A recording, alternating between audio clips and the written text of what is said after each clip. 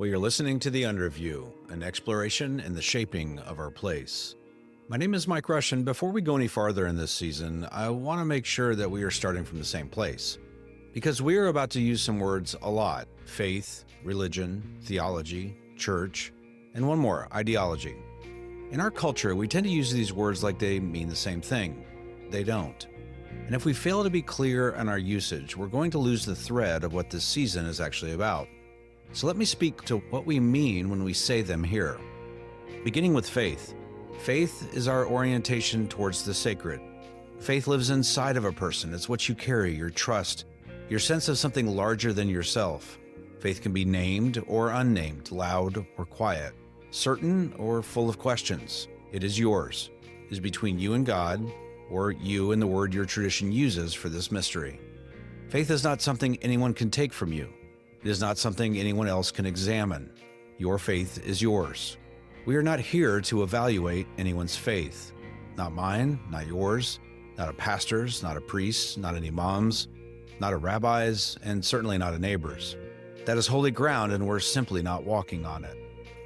And then religion. Religion is what tradition holds. Religion is the sacred practices, the stories that we've been told for generations, the rituals, the texts, the ethics, the rhythms of a people who have organized their faith into something that can be taught to a child or passed down to a grandchild.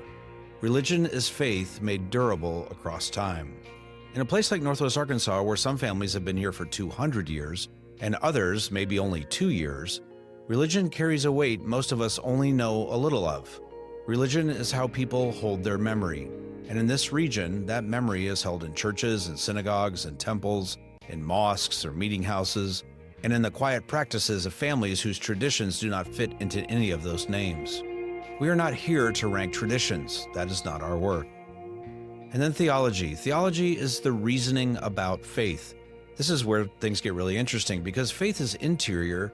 You carry that inside of you. But the moment you try to explain faith, defend it, systematize it, preach it, argue it, you've stepped into theology. Theology is what a tradition says about the sacred. It is public. It is written down. It is taught in every place where a tradition trains the next generation to articulate what it believes. It is preached from pulpits. It is debated, sometimes fiercely, even among believers who share the same faith. And I think it's important to name this. Theology is not the same as faith. Two people can share the same deep trust, the same faith, and come to different theological conclusions. That is not a failure of faith. That is a feature of every tradition that has been alive for a long time and has been carried by many people in many places. Theology is debatable. It's supposed to be. It's how it was built. And then when we talk about the church is what an institution does in a particular place. In this season, when I say church, I mean the institution, the body of believers organized in a place making public decisions. That's the word that we find in our region is used the most, because the dominant tradition in Northwest Arkansas is Christianity. But the idea is bigger than just a word. A synagogue is an institution. A temple is an institution. A mosque is an institution. Every tradition has an embodied form and a place, a building, a leadership, a budget, a body of people who belong.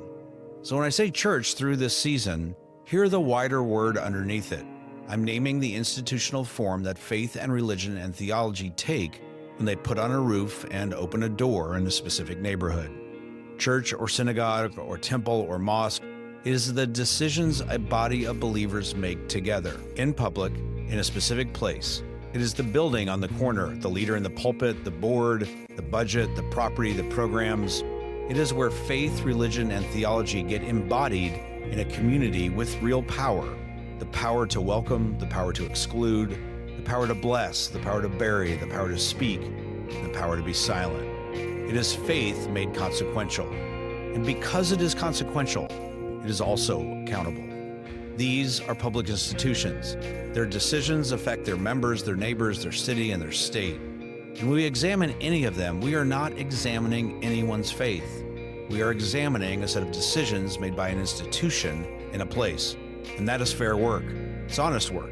And that is the work that every generation of believers has done when it has loved its institutions enough to tell the truth. And this last one, this is the word that's hardest to see clearly: ideology. Ideology is a system of political and social belief about how the world should be ordered. Ideology is public, it is political, it's about power. It is a set of ideas about who should lead, what laws should pass, whose values should shape a city or a region or a nation. Everyone has an ideology, everybody. Liberals have one, conservatives have one, libertarians, progressives, populists. Every person walking around with an opinion about how our shared life should be organized is carrying an ideology, whether they can name it or not. An ideology, it's not a bad word, it's not an insult.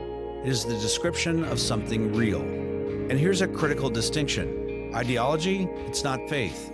Ideology is not religion. Ideology is not theology. Ideology is not a church, a synagogue, a temple, or a mosque. And in a place like Northwest Arkansas, and in our time and in our country, ideology has become very good at borrowing the language of the other four terms. Ideology learns to speak in faith's voice. It wraps itself in religious words. It quotes scripture, it invokes God, it calls itself Christian, or biblical, or traditional. And when it has put on enough of that clothing, it can become almost impossible to tell apart from faith itself, especially from the inside. When someone believes that a particular political program is God's will, when someone believes that a particular party is a Christian party, when someone believes that holding public office should require a particular religious identity, that is not faith speaking. That is ideology speaking through faith's vocabulary. Every tradition, in every place, in every era, has faced the temptation of ideology borrowing its voice. We can name that honestly. We also name that the work of telling faith apart from ideology is the work of every tradition, every believer, every honest person who wants their trust in the sacred to remain their own. And here's a really hard element of this. The person speaking about ideology and faith almost never knows the difference because the fusion feels seamless from the inside. It feels like conviction. It feels like obedience. It feels like standing up for what is right. It doesn't feel like politics. It feels like faith. But faith and ideology are not the same thing. They never were. Your faith is your orientation towards the sacred. Your ideology is your orientation towards political organization or political power. Both are real, both are yours, but they are not the same. And when we confuse them, when we let one wear the other's clothes, we lose the ability to tell the truth about either one. So here is how these 5 things shape our place. Faith, it shapes the belonging from the inside. It asks the question, do I belong here in this place? Religion, it shapes belonging across generations. It asks questions like, who are my people and what have they carried? Theology shapes what belonging is allowed to mean. What does our tradition actually say about who is our neighbor? The institution, the church, the synagogue, the temple, the mosque, it shapes belonging in public. Who stands at the pulpit, who is welcome at the table, who is named, and who is not. And ideology shapes belonging as politics. It asks questions like who counts and who does not, who is a real citizen, a real believer, a real Ozarker, and who is not. This season, we are sitting down with faith leaders, many of them, across many traditions, across the differences, and we are listening for all 5 of these things at once. The faith they carry, the religion they are formed by, the theology they are reasoning from, the institution that they lead, and the ideology that moves through our region, through all of us, whether we can name it or not. We are not here to evaluate anyone's faith. I've said that before, and I'll keep saying it. We are here to ask honest questions about the other 4, about what religion is carried into this place, about what theology has reasoned toward and reasoned away from, and about what the church and the synagogue and the temple has decided and what it has refused to decide, and about the ideology that moves through our region and our state and our nation right now, sometimes in our name, sometimes in God's name, sometimes in names we do not recognize until we stop and listen carefully. And if you carry a deep faith, we want you here. If you love your tradition, we want you as a part of these conversations. If you trust your pastor, your priest, your rabbi, or your imam, or your teacher, we want you here. Nothing we are doing this season requires you to let go of any of that. All we are asking is that you hold these 5 words separately for a little while. Faith, religion, theology, church, ideology. Hold them separately and listen with us.